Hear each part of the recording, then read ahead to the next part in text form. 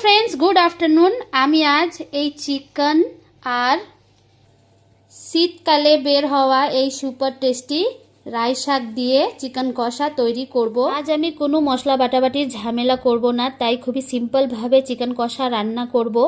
আর আমি রান্না করে তারপর তোমাদেরকে আমি দেখাবো রান্নাটি কেমন হয়েছে, তোমরা একটু দেখতে থাকো। ফ্রেন্ডস, এই রাই শাকগুলো আমি খুব সুন্দর করে বেছে ধুয়ে বড় বড় করে কেটে রেখেছি।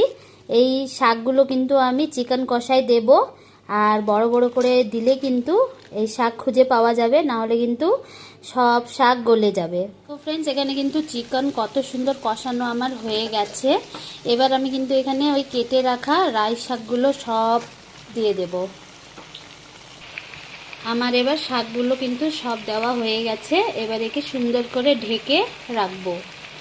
তো ফ্রেন্ডস, আমার কিন্তু চিকেন আর রাই শাক খুব সুন্দর কুক হয়ে গেছে, আর আমার কিন্তু রান্নাটাও কমপ্লিট। আর আমি কিন্তু রান্নার প্রসেসটা পুরোটা তোমাদেরকে দেখাতে পারিনি, কেন কি খুবই লং ভিডিও হয়ে যাচ্ছিল তাই।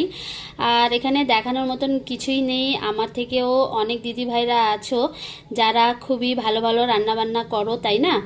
সো তোমরা কারা কারা এই চিকেন দিয়ে রাই শাক খেয়েছো বা খাওনি, তারা কিন্তু একবার হলেও রাই শাক দিয়ে চিকেন রান্না করে ট্রাই করবে। আশা করি তোমাদেরকে খুবই ভালো লাগবে। আর তোমরা হয়তো বলতে পারো কি এই চিকেনে রাই শাক দিয়ে কে খায়, তো আমি বলবো কি আমরা খাই, আমাদেরকে কিন্তু খুবই ভালো লাগে। আর তোমরাও অবশ্যই একবার সবাই ট্রাই করবে, তোমাদেরকেও আশা করি খুবই ভালো লাগবে। তাহলে বন্ধুরা, টাটা, বাই বাই।